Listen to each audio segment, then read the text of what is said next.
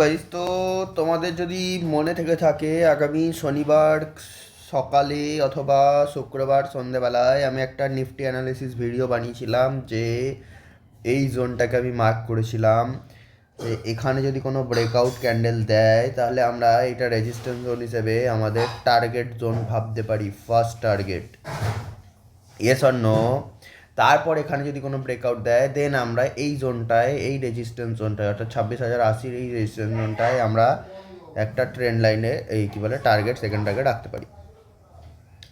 তো তোমরা দেখতে পাচ্ছ মার্কেট ফার্স্ট হাফে আপসাইডে গেছিলো, দেন সেম এই জোনে এসেছিলো, দেন সেখান থেকে আমাদের টার্গেট এক্স্যাক্টলি হিট করলো। টার্গেট হিট করার পর সেইখান থেকেই আমাদের ডাউন সাইডে মার্কেট এলো।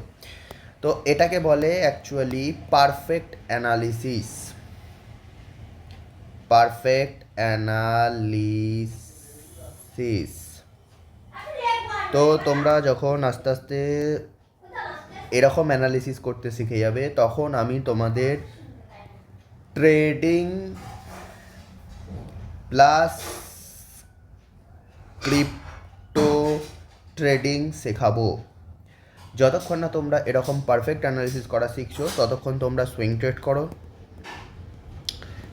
আমার স্ট্র্যাটেজি অনুযায়ী ইটিএফে করলে বেস্ট। কেউ কেউ স্টকেও অ্যানালিসিস করছে দেখছো, যেমন কমলেশ দা, তারপরে প্রবীর, তারপরে রাজু। তো চাইলে তারা স্টকে অ্যানালিসিস করতে পারো।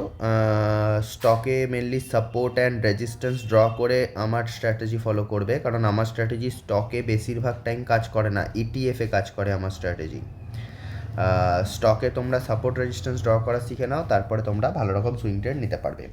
তারপর তখন তোমরা পারফেক্ট অ্যানালিসিস দেখবো, 10টার মধ্যে 8টা থেকে 9টা অ্যানালিসিস পারফেক্টলি করতে পারছো, তখন আমি তোমাদের ট্রেডিং আর ক্রিপ্টো ট্রেডিং শেখাবো। That's it. এখন তোমরা শুধু প্র্যাকটিস করে যাও।